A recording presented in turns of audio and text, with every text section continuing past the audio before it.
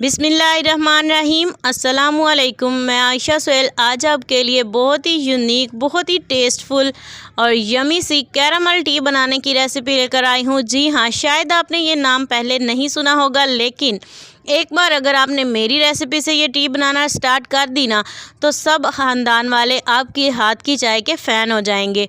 बहुत ही टेस्टफुल बनकर तैयार होती है, इंतहाई यमी और एक यूनिक सा अलग सा इसमें टेस्ट महसूस होता है। तो चलते हैं आज की अलग और ज़बरदस्त सी रेसिपी को बनाना स्टार्ट करते हैं। सबसे पहले यहाँ पे मैंने एक अदद पैन ले लिया है।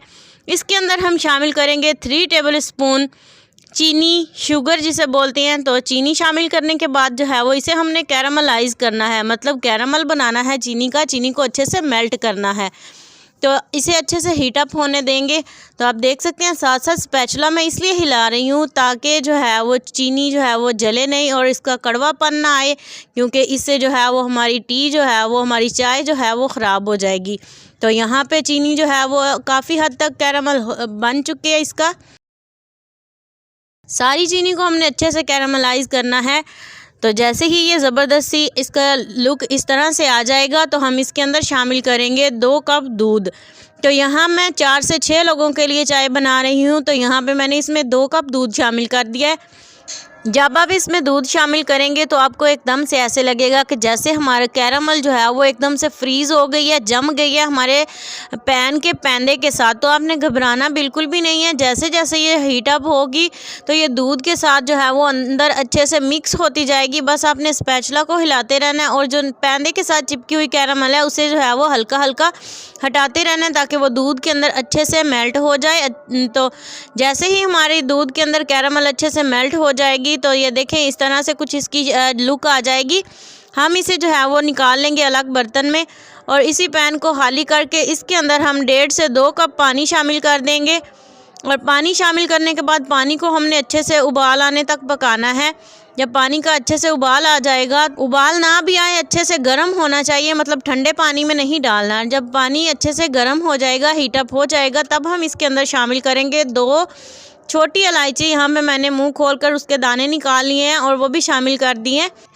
इलायची को शामिल करने के बाद हमने इसे 2 से 3 मिनट के लिए पानी को अच्छे से उबाल आने देने हैं ताकि इलायची का जो खुशबू है वो इसमें अच्छे से निकल कर आ जाए। तब हम इसके अंदर शामिल करेंगे आधा चम्मच जो है चाय की पत्ती जो हम इस्तेमाल करते हैं, जो भी आप इस्तेमाल करते हैं शामिल कर दें। शामिल करने के बाद मज़ीद पानी को हमने 2 मिनट तक उबलने देना है ताकि पत्ती का जो कलर है वो अच्छे से निकल आए। जब बिल्कुल अच्छे से कलर निकल आएगा तो तब हम इसके अंदर शामिल करेंगे अपना कैरामलाइज्ड मिल्क, जो हमने खुद से कैरामल के अंदर दूध डालकर अलग बर्तन में निकाल के रखा था, वो इसमें शामिल कर देंगे।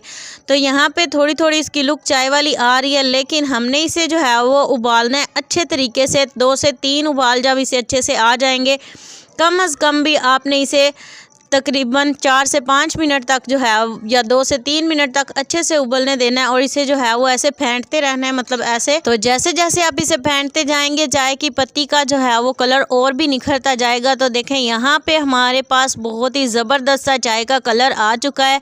जिस हद तक आप इसे जो है वो इसका कलर लेकर आना चाहते हैं तब तक आप इसे उबाल लें। तो मेरी अच्छे खासा इसका कलर आ चुका है, एकदम कड़क सी लग रही है। तो मैंने इसे जो है वो कप्स में डाल रही हूँ सर्व करने के लिए। तो आप देख सकते हैं इसकी बहुत ही ज़बरदस्त सी लुक आ गई है।